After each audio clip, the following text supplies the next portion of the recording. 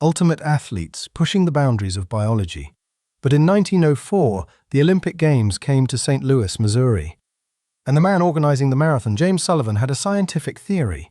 He believed that drinking water during a race actually worsened athletic performance. To test his hypothesis, he decided to use the Olympic marathon as a real-life experiment in purposeful dehydration. He provided exactly one water station on a 24.5-mile course, in 90-degree heat, over unpaved country roads. To make things even better, officials and reporters drove cars ahead of the runners, kicking up blinding clouds of stone dust. Out of 32 runners who started, only 14 made it to the finish line alive. Welcome to the silliest, most chaotic disaster in sports history. Let's meet our contestants. First up, Félix Carvajal. He was a 5-foot-tall Cuban postman who raised money to travel to the Olympics by running laps around Havana's town square. Great start, right? Except when he landed in New Orleans, he lost all his money in a dice game. He had to hitchhike and hop boxcars all the way to St. Louis. He showed up to the starting line having not eaten in 40 hours, wearing a beret, a long-sleeved dress shirt, and heavy leather street shoes. A friendly fellow athlete took a pair of scissors and chopped his pants off at the knees right there on the track so he could run. Then we had Len Taunione and Jean Masciani from South Africa, the first black African athletes to compete in the modern Olympics. They were actually in town working as part of a World's Fair exhibit. Len ran completely barefoot. Len was a genuinely fast runner and a favorite to medal. Key word was. Midway through the race, he was chased over a mile entirely off course by a pack of wild, aggressive dogs. He still finished 9th. Absolute legend. Then there was Fred Lorz, an American bricklayer who did all his training at night.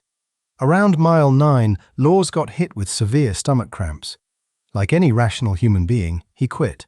But instead of walking back, he hitched a ride in his manager's car.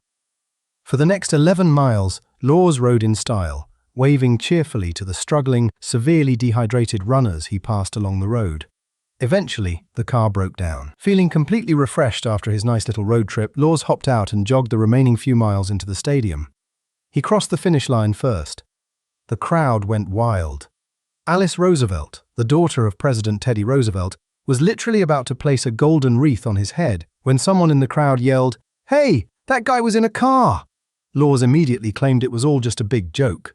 The Olympic Committee was not laughing and gave him a lifetime ban. With Lorz exposed as a fraud, the real race was down to Thomas Hicks. By mile 17, Hicks was completely collapsing from dehydration. He begged his trainers for water. Did his trainers give him water? Absolutely not. Remember, science. Instead, they mixed up a special cocktail. They gave him 1/60th of a grain of strychnine sulfate mixed with raw egg whites and a shot of French brandy. Yes, you heard that right. Strychnine. In large doses, it's a lethal rat poison. In tiny doses, 1904 sports medicine believed it was an excellent nervous system stimulant. Meanwhile, our Cuban postman friend, Félix Carvajal, was actually winning. But because he hadn't eaten in 2 days, he stopped at an orchard to eat some apples. Turns out, they were rotten. He got massive stomach cramps, decided to take a quick nap on the side of the road, woke up, and still finished 4th. Back to Hicks. The rat poison brandy combo was wearing off, so his trainers gave him a second dose. By the final mile, Hicks was entirely hallucinating, believing the finish line was still miles away. His skin had turned an ashen grey color. When he entered the stadium, he couldn't even lift his legs.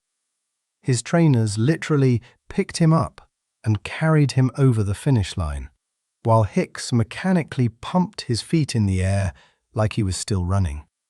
It took 4 doctors to revive him. He lost 8 pounds during the race and later said, "I'd rather have the medal than be president." But it was a severe trial. Hicks was declared the official winner with a time of 3 hours and 28 minutes, the slowest winning marathon time in Olympic history by over half an hour. James Sullivan's dehydration experiment almost killed 3 people, including an American runner named William Garcia, who suffered a ripped stomach lining from swallowing too much stone dust. So, the next time you feel like quitting your workout, just remember, you don't have to dodge wild dogs, take a nap in an orchard, or drink literal rat poison just to finish.